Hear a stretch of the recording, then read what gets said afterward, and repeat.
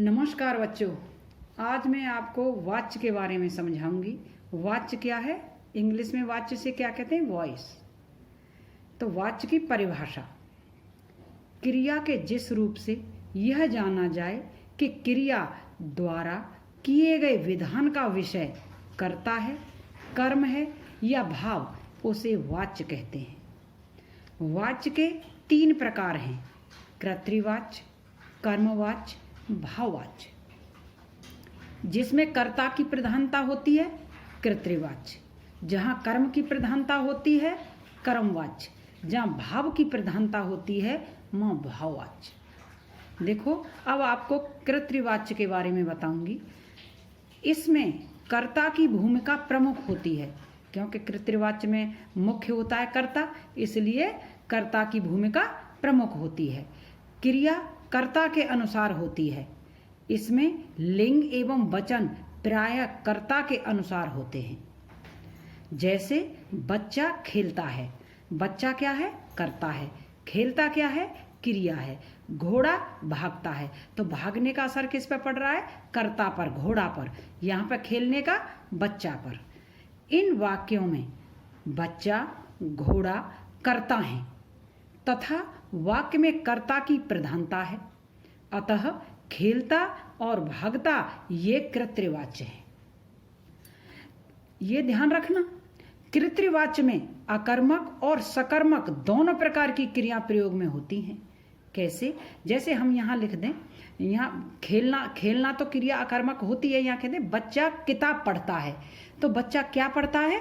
किताब। तो यहाँ पे भी कर्ता पे ही असर पड़ रहा है। किताब पढ़ने का असर किस पे पड़ रहा है? बच्चे पर। इसलिए यहाँ पे भी कर्तृवाच्य होगा और क्रिया सकर्मक होगी। इसलिए ध्यान रखना, कर्तृवाच्य में क्रिया सकर्मक भी हो सकती है और अकर्मक भी, दोनों क्रियाओं का प्रयोग किया जाता है। अब हम चलते हैं कर्मवाच्य। कर्मवाच्य क्रिया के जिस रूप से वाक्य का उद्देश्य कर्म प्रधान हो उसे कर्मवाच्य कहते हैं। इसमें हमेशा सकर्मक क्रिया होती है।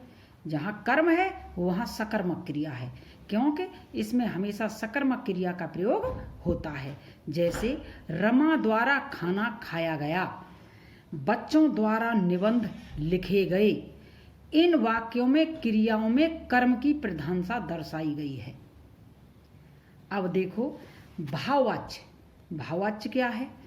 क्रिया के जिस रूप से वाक्य का उद्देश्य केवल भाव या क्रिया का अर्थ ही जाना जाए वहाँ भाववाच्य होता है।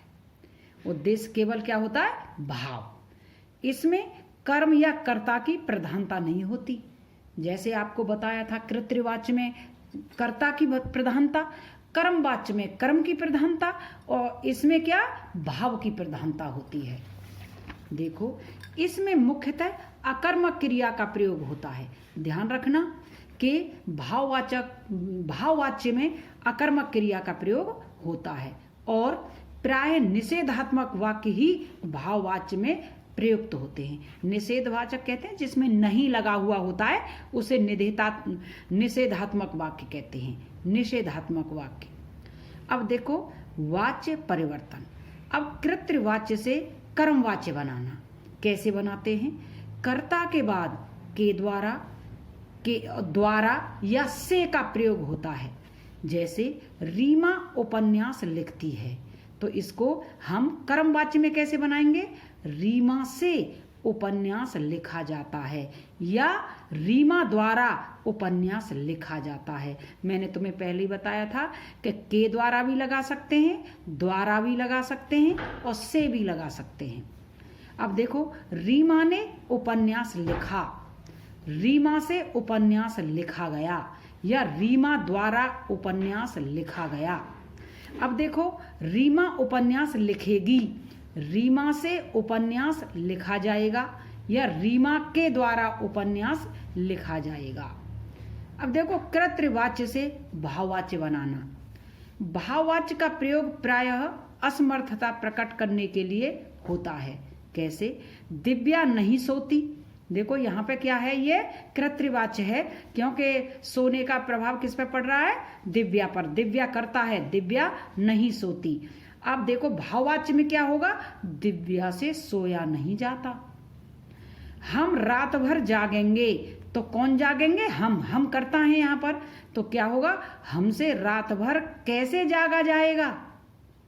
इस प्रकार बेटा कुछ अपनी बुक में से पढ़ना और इनको ध्यान से सुनना और इसका पूरा ज्ञान होना चाहिए। तो मैंने बताया ही है कि कर्तृवाच्य में क्रिया सकर्मक और अकर्मक दोनों होती हैं।